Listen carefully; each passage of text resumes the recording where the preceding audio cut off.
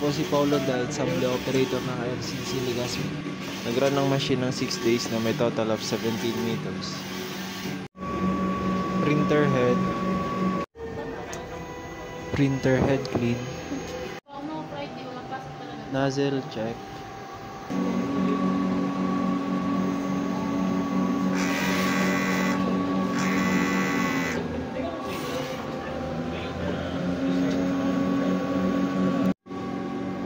Punas ng capping at wipe after head clean.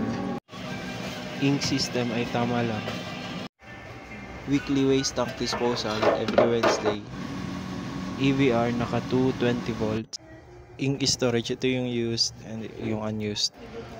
Ito naman nakalagay yung sub-roll namin. Monitoring yung cyan, magenta,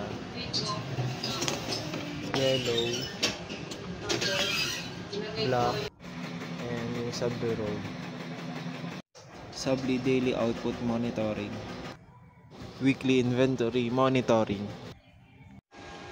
Ito naman pa yung ICC profile settings. Printer daily checklist.